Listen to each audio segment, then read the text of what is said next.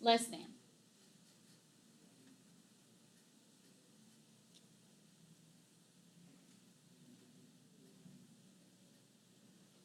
Now, just based off of what we did, what do you think this graph is going to look like? Tell me.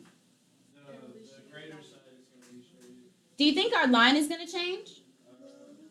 Why not? Because are they still going to be open circles? Yeah. Is it still going to be a dashed line? Yes. What's going to change from this graph to this graph?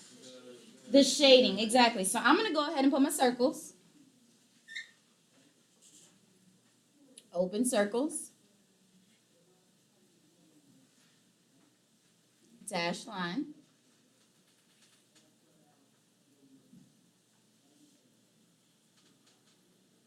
Now this time when I go to my y-intercept, this side is greater than. So I'm going to shade which side?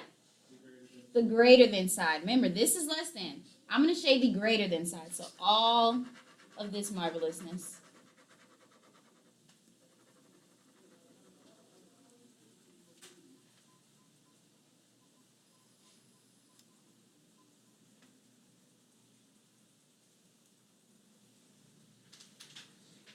So think about it. When we're graphing these lines, are the lines difficult to graph? Isn't it pretty much just like what we're doing here?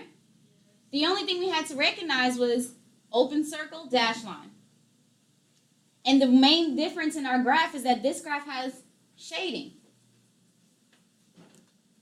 Now let's talk about why we shade it. Why do you think we shade that part of our graph? What does that mean?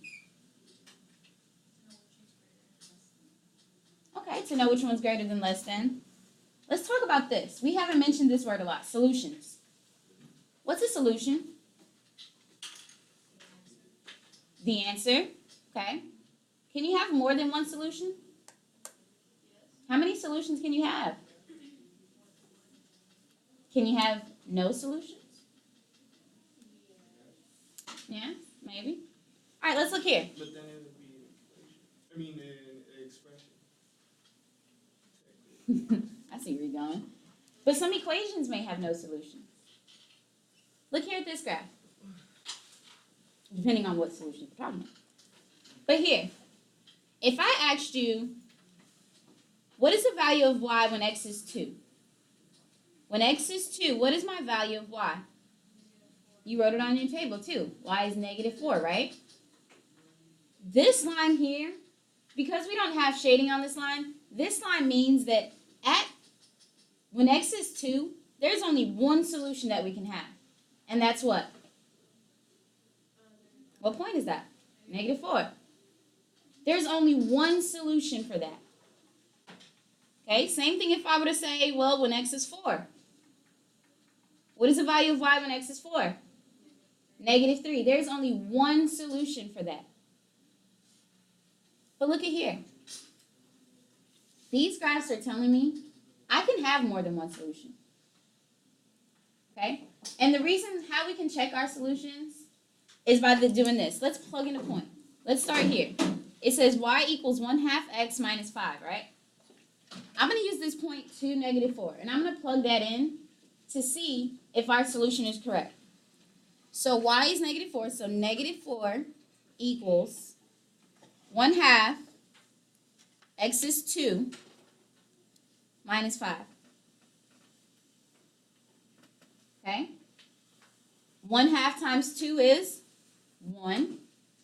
1 minus 5 is negative 4. Is negative 4 always equal to negative 4? Yes. That is a solution. Okay? So look here. Look at one of these guys here. We're going to look at this first one. Let's try to plug that same point in. We're going to plug 2, negative 4 into this point.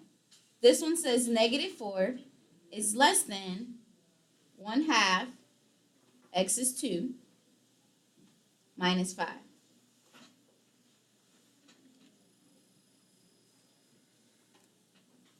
One half times 2 is 1. 1 minus 5 is negative 4. But look at what this is actually saying. This says that negative 4 is less than negative 4. Is that true? Is negative 4 less than negative 4? No. Negative 4 is what to negative 4? Equal to. Is -4 a solution right here? No, it's not. -4 is not less than -4. What kind of circle do we have here? Open. Do we include that point? It's an open circle. We do not include that point. Okay? Any point that is along this dashed line, or that's over here in the part that's not shaded, this is not a solution. This is not a solution. And we could do the same thing we did up here. We could have plugged in this x and y value for this point, and we can tell that is not a solution. Any point that is on that line, we call that the boundary line. On the boundary line, any point on this boundary line is not a solution.